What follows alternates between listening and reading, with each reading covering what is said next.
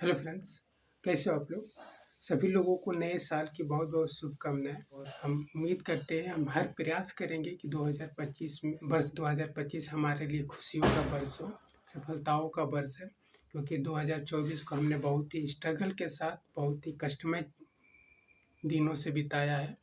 हमारा पूरा साल इधर-उधर धरना प्रदर्शन, अपने न्याय के लिए, लड़ाई के लिए ही बीता है। तो 2025 में इतना उम्मीद करते हैं, हम हर प्रयास करेंगे कि हम सफल हों, हम अपना नौकरी पाएँ कहीं न कहीं। और इसके लिए हमें पढ़ाई अपनी जारी रखनी है। किसी भी कंडीशन में हो, किसी भी हालत में एटलीस्ट थोड़ा बहुत समय निकाल कर के ज़रूर पढ़ा करिए। बिना पढ़े कुछ नहीं होने वाला है। और पढ़ाई के साथ-साथ हमारी लड़ाई भी ज़रूरी है। और अभी हम बात करेंगे कि लेखपाल भर्ती से जो भी हमारे धरना चल रहे थे, जो भी अभी आंदोलन चल रहे थे, तो उसको लेकर के कुछ लोग वीरेंद्र जी को कुछ गलत कमेंट कर रहे हैं हमारे वीडियो पे। तो उनसे सिर्फ़ यही कहना चाह रहे हैं कि वीरेंद्र जी को कुछ इसमें मिलने वाला नहीं है। और वो हमारी लड़ाई सिर्फ़ इसलिए लड़ रहे हैं ताकि हमको न्याय मिले। उनको उनसे कुछ बेनिफिट नहीं होने वाला है। आप एक बार खुद सोच लो कि आपको अगर नौकरी मिल भी जाती है, इस लड़ाई से मिल जाती है, तो आप वीरेंद्र जी को क्या देने वाले हो? तो इसलिए आप लोगों से रिक्वेस्ट है कि कुछ भी कमेंट करें, तो हालाँकि वो बहुत कम लोग हैं, 1-2 लोग हैं जो थोड़ा नेगेटिव कमेंट करते हैं। तो मैं उनसे यही कहना चाह रहा हूँ कि अगर आप दिव्यांग हैं तो प्लीज़ ऐसा कमेंट ना किया करिए। और अगर आप नॉर्मल स्टूडेंट हैं, नॉर्मल कैंडिडेट्स हैं, तो आपसे कोई शिकायत नहीं है। क्योंकि हमारा दिव्यांगों का दर्द और दुःख समझने वाला तो कोई जल्दी मिलता नहीं है। जब सरकार नहीं समझ रही है तो भाई आपसे क्या उम्मीद लगाया जा सकता है? और फिर कुछ लोग कह रहे हैं कि अब इसमें बहुत ज़्यादा टाइम लग गया है, इसको छोड़ दिया जाए और जो भी भर्ती आ रही हैं उसकी तैयारी किया जाए। मैं भी श्योर कह रहा हूँ कि भाई तैयारी किया जाए, बिना तैयारी के, बिना पढ़ाई-लिखाई के तो कुछ होने वाला नहीं है।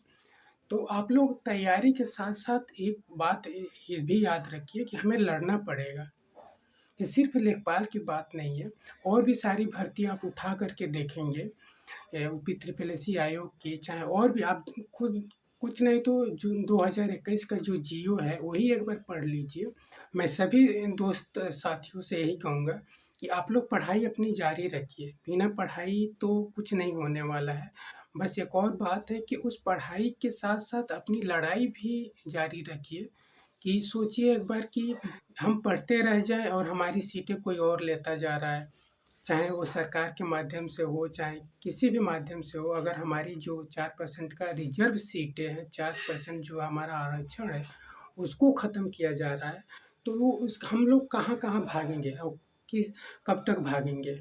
उसके लिए तो हमें लड़ना पड़ेगा। कुछ लोग कह रहे हैं वीरेंद्र जी बहुत टाइम ले रहे हैं इन सब चीज़ों के लिए।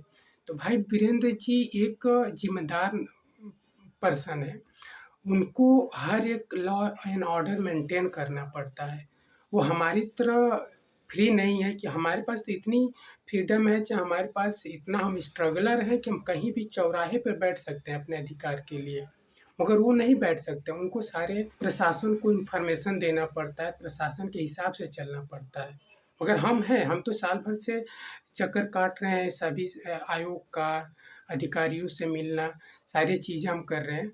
तो हमारे पास इतना है कि हम चाहें तो राजस्व परिषद के गेट पर बैठ सकते हैं, यूपी ट्रिपल एससी आयोग के गेट पर बैठ सकते हैं और भाजपा कार्यालय बैठ सकते हैं। तो हम तो जब चाहें तब बैठ सकते हैं। तो हमारे पास है कि हम स्ट्रगलर हैं, हम इतने दिन से स्ट्रगल कर रहे हैं अपने न्याय के लिए, फिर भी कोई सुनने वाला नहीं है। और एक और बात है कि जो वीरेंद्र जी कहे थे कि 26-27 दिसंबर को कोई 5-6 लोग, 10 लोग जा सकते हैं मिलने के लिए, तो वो राजभवन से ही उनके पास कॉल आया था। वो कॉल में ही वो लोग कहे थे कि कितने लोग आएँगे। राजभवन से जब कॉल आया था तो राजभवन के ही लोग पूछे थे कि आप लोग 26-27 तारीख में आ जाएँगे? तो वीरेंद्र जी ने कहा था कि हाँ, हम लोग आ जाएँगे। 26 को भी हम तैयार हैं आने के लिए, 27 को भी आने के लिए तैयार हैं।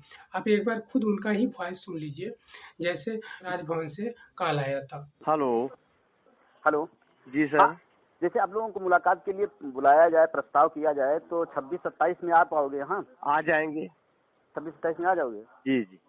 वही 10-11 लोग रहोगे? हाँ हाँ। ठीक, 2-4 जो आप आ सकते हैं। हम 26-27 में प्रस्ताव करते हैं, जो फाइनल होगा वो आपको फ़ोन किया जाएगा, ठीक? ठीक सर, ठीक। तो आप देख लीजिए, राजभवन से जो भी कॉल आया था तो उन्होंने मतलब एक प्रेशर दिया था कि आप लोग आ जाएंगे ना। तो उसमें तो वीरेंद्र जी ने श्योर किया था कि हाँ, हम जब आप बुलाएंगे तब आ जाएंगे। तो उसके बाद भी अगर ये लोग दोबारा कॉल नहीं किए, वीरेंद्र जी के पास बुलाए नहीं 26-27 के डेट में, तो फिर वीरेंद्र जी पे कैसे आरोप लगाया जा सकता है कि वो डिले कर रहे हैं इन सब चीज़ों को।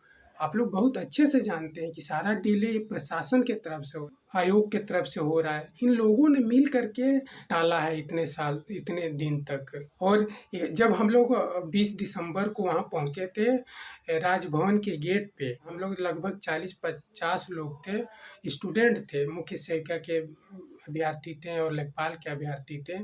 तो वहाँ पे हम लोग के जाने से पहले वीरेंद्र जी 10, 20, 15 लोगों को लेकर वहाँ पहुँच गए थे। तो इनको वहाँ से लेकर के गांधी जो गार्डन था वहाँ लेकर चले गए थे। जब हम लोग गए तो हम लोग को भी उसी चौराहे से राजभवन के गेट की तरफ न जाने से रोक करके वो उसी गार्डन के पास ले जाने लगे थे। वहाँ पर भी देखिए हम लोग बहुत ज़बरदस्ती किए कि नहीं, हम लोग गेट पे ही जाएंगे, क्योंकि जब हमें पता चला था कि वीरेंद्र जी अंदर गए हुए हैं, बात कर रहे हैं, उनको मतलब एक तरह से डिटेन किया गया है। इसलिए हम बार बार लोगों से कह रहे थे कि इसी चौराहे पे बैठ जाओ सभी लोग, चलो चौराहे पे ही बैठ जाते हैं। ये जहाँ भी लेकर गए होंगे वीरेंद्र जी को तो ये खुद लेकर के आएंगे वहाँ पे।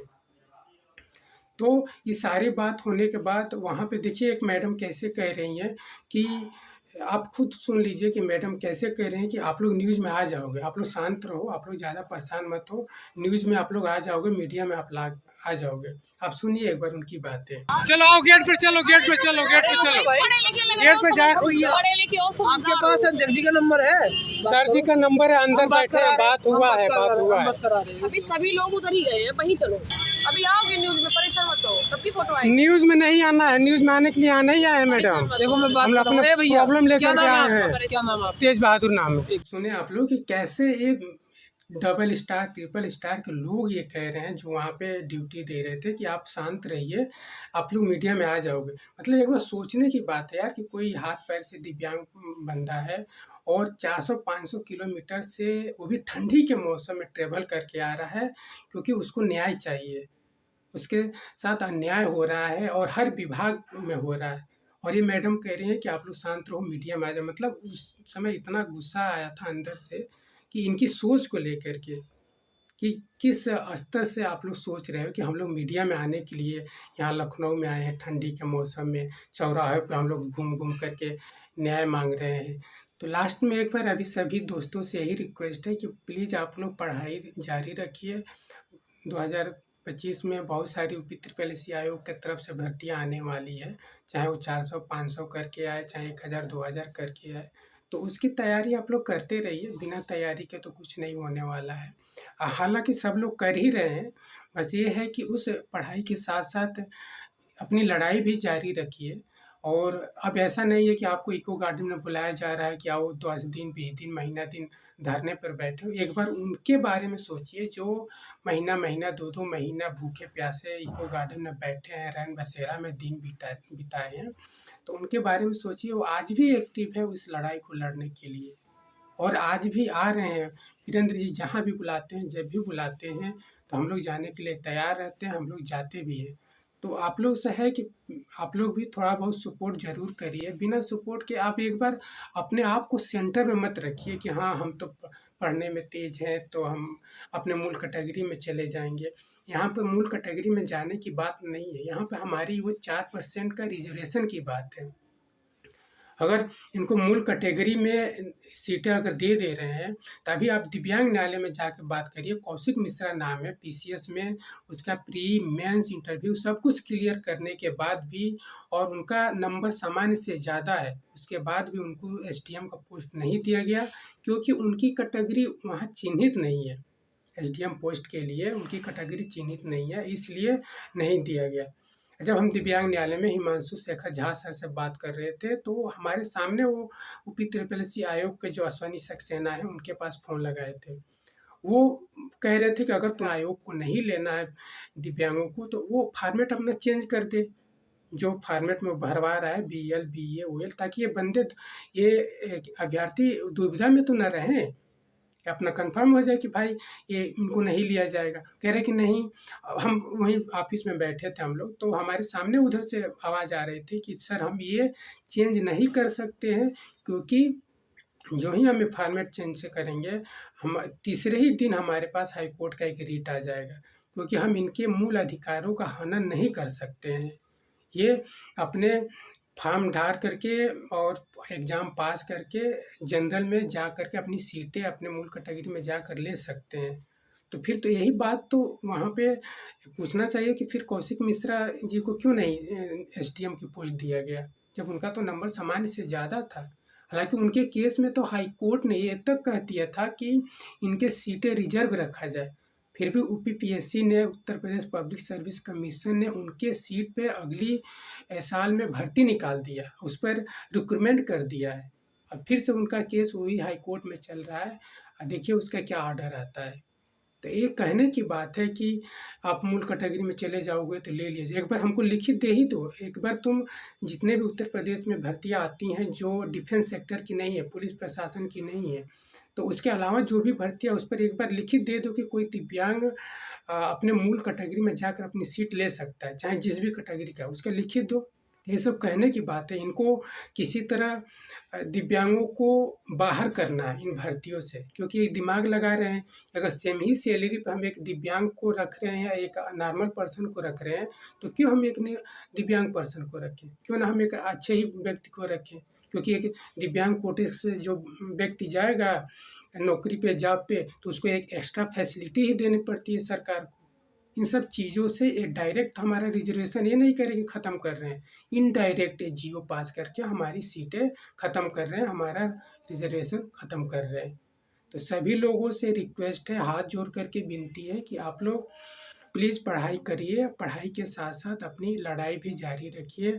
18 जनवरी को वीरेंद्र जी ने कानपुर में अपना एक कार्यक्रम रखा है, तो एक बार उनके बारे में सोचिए कि उनको कुछ मिलने वाला नहीं है, फिर भी इतना दुखी है इस सरकार के नियम कानूनों से, इस अवहेलना से। इस सरकार ने दिव्यांगों के प्रति इतना अवहेलना कर रखी है कि वो खुद दुखी हैं और अपना जल समाधि लेने का डिसीजन लिए हैं। तो उनके बारे में एक बार सोचिए, और जिस भी डिस्ट्रिक्ट से हैं उत्तर प्रदेश के, प्लीज़ आप कानपुर आइए 18 जनवरी को। हम सभी लोग पहुंचेंगे, चाहे जिस भी कंडीशन में रहें, बस स्वास्थ्य सही होना चाहिए। कोई पेपर उस दिन नहीं होना चाहिए, एक दिन आगे पीछे भी होगा तो आदमी मैनेज कर लेता है, पर आदमी ज़रूर पहुंचता है वीरेंद्र जी जहां भी बुलाते हैं। तो सभी साथियों को बहुत बहुत आभार, और प्लीज़ आप साथ दीजिए वीरेंद्र जी का अपने हक के लिए, अपने अधिकार के लिए। बहुत बहुत धन्यवाद।